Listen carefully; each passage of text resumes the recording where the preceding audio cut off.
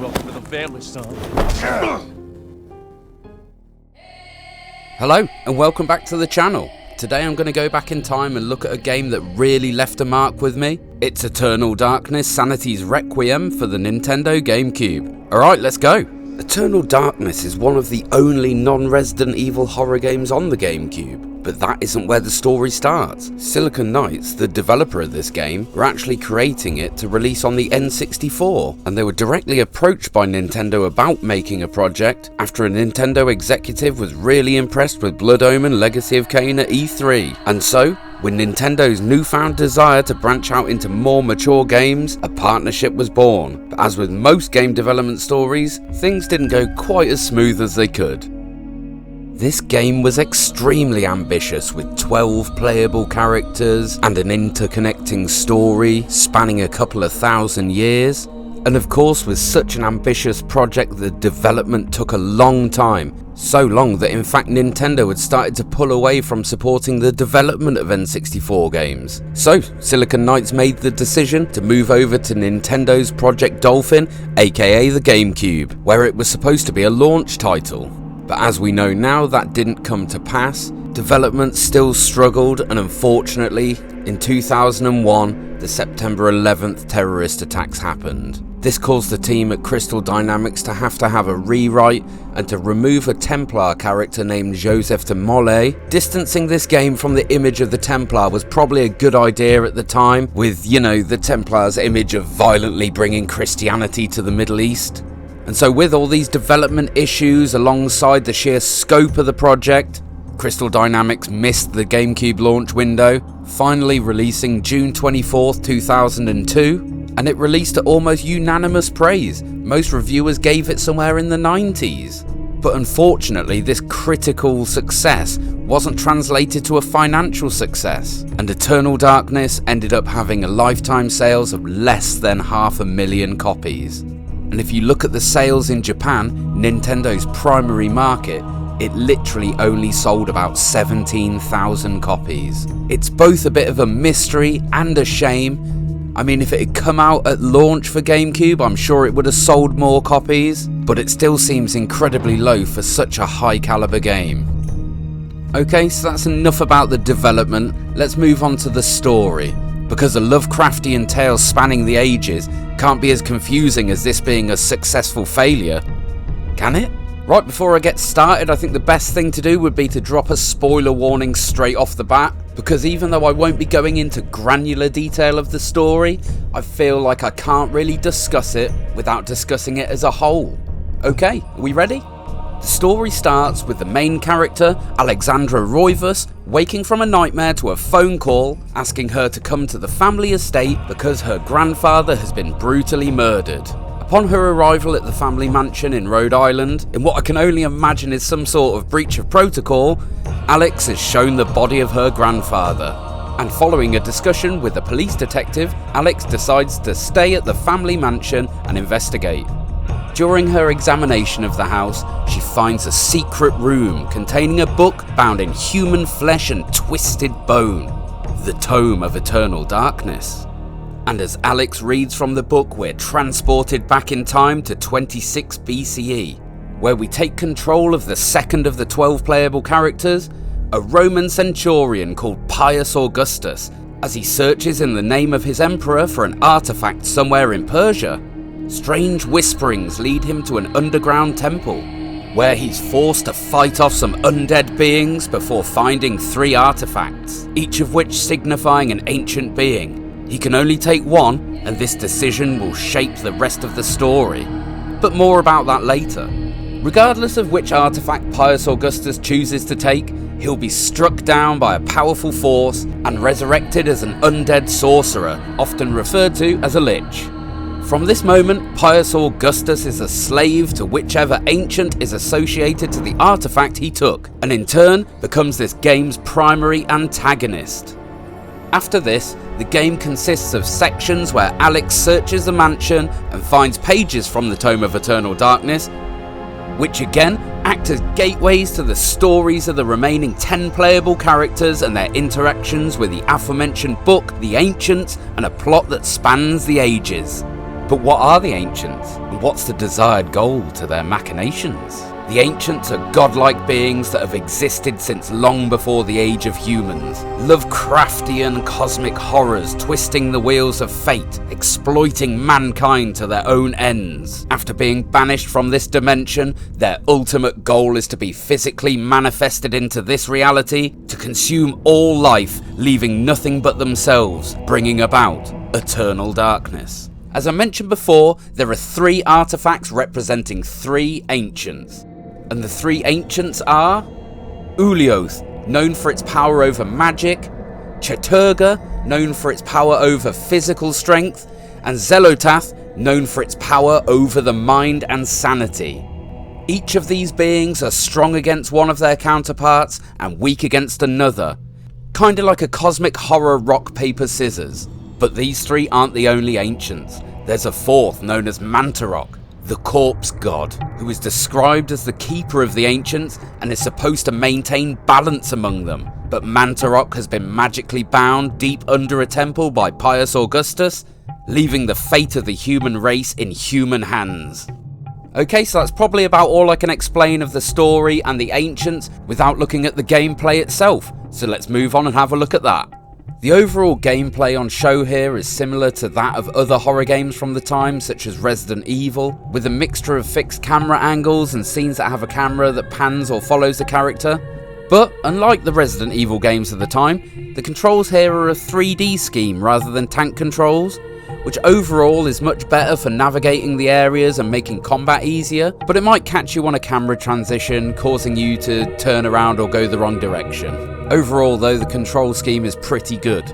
A large portion of this game has a focus on melee combat, and though some characters do have firearms, a lot of the time you will probably default to a sword or an axe to take better advantage of one of this game's fantastic features, the dismemberment system. On your journey through this twisted tale, you'll encounter several different types of undead creatures and demons, which you can maim to your advantage. For instance, you can cut off a zombie's arms and it basically can't hurt you, or you can remove its head and it can't see you. But you're going to want to finish those ghouls off, or you'll fall victim to this game's most interesting and standout feature, the sanity meter. The more you interact with or even see these horrific creatures, the more your sanity meter drains, causing your character to have hallucinations and eventually start losing health. This starts for the player as hearing voices and the screen starting to tilt, but it can escalate into the screen going blank as if the TV's turned off, the volume being turned down, your character randomly being dismembered only to blink back to being fine, and of course the blue screen of death, just to name a few. This concept of your experiences and even knowledge of events and creatures causing the human mind to shatter is really unique. It's in this system where the game really wears its literary influences on its sleeve, drawing directly from several authors, namely Edgar Allan Poe, who's quoted before you even hit the title screen, and as I'm sure you've guessed from me saying the word cosmic horror and Lovecraftian several times, H.P. Lovecraft. This really is a fantastic addition to the gameplay, and something that I enjoyed immensely experiencing again. On top of the combat and sanity mechanics, Eternal Darkness has a really good magic system that allows players to perform acts ranging from empowering weapons, protecting themselves, and gaining their health and sanity back. During the course of the game, you'll find an item called a Circle of Power, but you'll also find runes, and these runes can be slotted into the Circle of Power to create your spells, and these spells come in varying strengths, depending on how many points are on your circle, 3, 5 or 7. And it's in this magic system where we see the story affecting the gameplay, as each ancient is signified by a different colour. Cthulhu is red, Ulioth is blue, and Xel'lotath is green. The spells that the player cast will perform different tasks and be effective against different enemies depending on the colour of the magic. This is another fantastic, really welcome system in this game. It's genuinely enjoyable, and because the spells are absolutely necessary to progress the game, you get used to them really quickly and they never feel difficult to use. And you can set your favourites to quick spell slots to help the gameplay keep moving smoothly. And finally, let's talk about the puzzles. So, much like the Resident Evil games that I mentioned earlier, this game does have puzzles, but they're not really anything to write home about. It's pretty much par for the course for this kind of game. Put something on a statue, change the time on a clock, that kind of affair. Still good, but no real head scratchers like you might find in Silent Hill 3, for instance. Right. Well, I guess it's time we get back to the story. So here's another spoiler warning. If you don't want the end of the game ruined, go to the timestamp up top. Okay, let's go. The 12 scenarios in this game aren't played in chronological order, and the video would be far too long if I explained in detail each one, so I'm going to explain who the different characters are, where they fit in the timeline, and the locations they explore. The whole plot of this game takes course over roughly 2,000 years, and our earliest playable character is Pius Augustus in 26 BCE, exploring the Forbidden City and becoming a puppet of the ancients. Then in the year of 565 we've got Karim, a lovesick Persian swordmaster exploring the same temple as Pius, looking for an artifact to impress the woman he loves. Next up in 814 we've got Antony, a messenger for the Holy Roman Empire, trying to warn of an assassination attempt against Charlemagne the Frank, and this section is set in a church in the French town of Amiens. Moving forward to the year 1150 we have Elia, a Cambodian slave girl who finds herself exploring the temple where Mantarok is being imprisoned. Now we move to 1460, where we've got Roberto Bianchi, a Venetian architect and prisoner of war, who's forced to use his architectural skills to help his captors build what is known as the Pillar of Flesh at the Forbidden City. Following this, in 1485, during the time of the Inquisitions, we have Paul Luther, a Franciscan monk who's on a pilgrimage to see a holy artifact at the church in Amiens. Next up in 1760, we've got Maximilian Roivas, a doctor and one of Alex's ancestors, who finds the remains of a Cyclopean city named Engar beneath the family mansion. Next up in 1916, we've got Peter Jacob, who's a field reporter during the First World War. His scenario takes place in the same church in Amiens, only this time it's been converted to a field hospital. Moving on to 1952, we have Edward Roivas, Alex's grandfather that was murdered at the beginning of the game. This section also has him exploring the city of Engar beneath the Roivas mansion.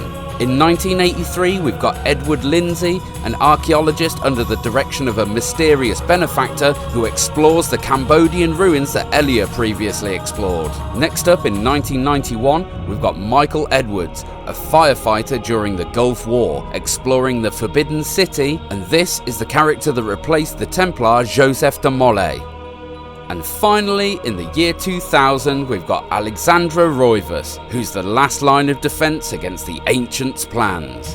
During these scenarios, we can see Pius Augustus pulling the strings, hiding in plain sight, disguised as several different human characters, twisting the will of mankind and trying to bring about eternal darkness for his master.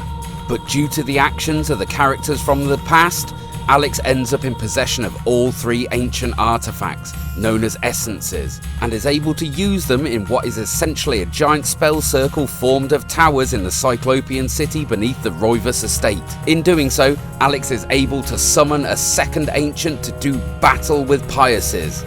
In this playthrough of the game, Chattur'gha was the main antagonist ancient, so I called on Ulioth, which meant I got a cutscene, which was essentially a giant space lobster fighting a giant space jellyfish. It was phenomenal. During the fight, we, along with the spirits of the past heroes, managed to defeat and end the reign of Pius Augustus, finishing him by stabbing him with his own staff. Pius's ancient is defeated and the ancient we summoned disappears, leaving Alex contemplating the fact that the ancient that she summoned could have caused as much damage as Pius's. So that's it. That's the story of Eternal Darkness. Now this game does have 3 endings based on each of the artifacts that Pius can choose at the beginning of the game, but there is also a 4th ending, which is unlocked by completing the game 3 times, choosing each of the artifacts, and this ending shows that essentially Mantarok has been manipulating everyone across different timelines to ensure that all the ancients bar himself are destroyed. Right guys, I know this video's already been pretty long, but before I move on to my final thoughts, I just wanted to say if you've made it this far, thank you so much. Please consider subscribing, join the family, leave me a comment, I love responding to comments, and of course press the like button. And with all that needy self-promotion out of the way, let's move on to my final thoughts. Going back to this game 20 years after I'd originally played it was actually quite a nerve-wracking experience. I had such good memories with this game that I didn't want them to be tarnished by me seeing its faults all these years after. But honestly, I really didn't encounter anything negative. It was just as good as the first time I played it, perhaps even better. And sure, this game could absolutely benefit from a remake. The graphics aren't the greatest, though it did upscale via emulation quite well, but it still played well. The story still came across as being well written. The soundtrack and just general soundscape is fantastic. I cannot recommend this game enough. The only problem you're going to find is that it's much easier to emulate than to get your hands on a copy. It's not currently selling for an extortionate price, but there is only 500,000 copies out in the wild. So outside of genuine scarcity, I can see the price of this game continuing to rise, making it even more inaccessible. Right, with all that said, I can't give this game any less than a 9 out of 10. It was just fantastic to play through again. Thank you so much for watching, and I'll see you on the next one.